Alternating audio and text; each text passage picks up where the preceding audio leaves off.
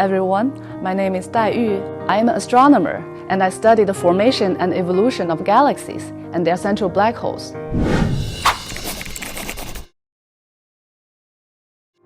As a kid, I've always wanted to do something that benefits or encourages the human being.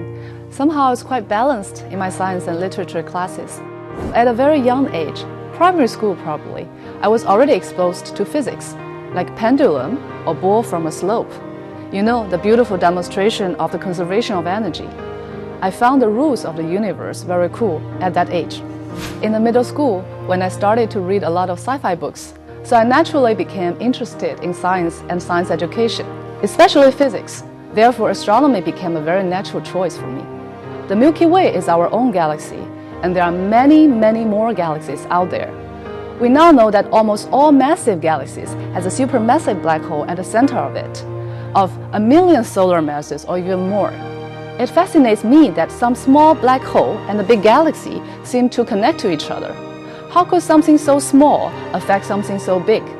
That is the question I've been trying to answer.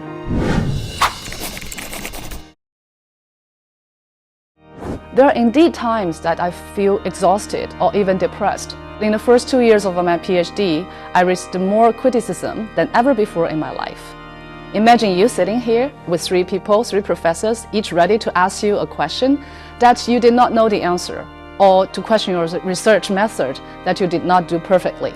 Finally, I let it out and asked that question: why are you so harsh on me?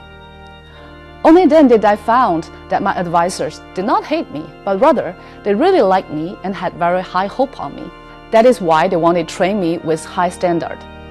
After realizing that, I had put my ego and pride aside and learned to focus on the facts and how to improve my work.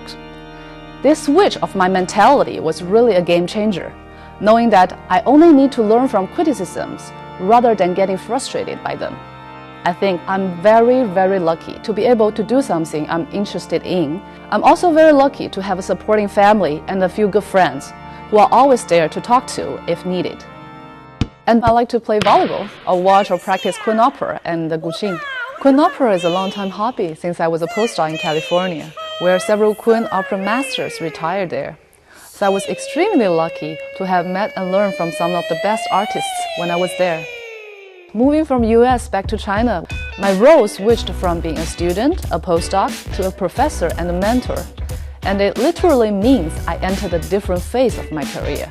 Back in China, I have the luxury to participate in and witness the development of great projects such as FAST and CSST. It is quite exciting to be involved and be part of such great projects. Well, historically, the desire to look into and explore the sky has not only served to satisfy the fundamental human need of curiosity, but also boosted the development of technologies, especially in the evolution of telescopes. Well, astronomy is a bit like Olympics. In astronomy, we have also been in the pursuit of faster, higher, stronger, and together. As telescopes get stronger, we can now see better, with better sensitivity, which means you can see something with less time or shorter exposure, and better resolution, which means you can see more details, unprecedented details of the galaxies. For instance, before you can see an egg, now you can see through the egg and know the shape and stage of the baby chicken. We could put resources and experts all over the world to build telescopes and make the best use of data.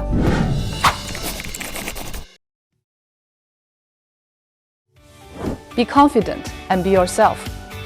Being a female is a matter of fact that there are many different females that I encountered throughout my career, whom from time to time either encouraged or showed me how to survive or excel in the seemingly peaceful jungle of scientific research.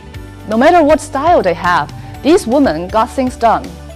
I don't think there is any standard for good researcher or whatever job. Being comfortable with yourself and then just be yourself, I think this is the only standard. In Buddhist wisdom, this is called acceptance, or see it as is. In traditional Chinese philosophy or Taoism, there's a word called 道法自然, to conform to the natural courses. Isn't this exactly what scientists are doing?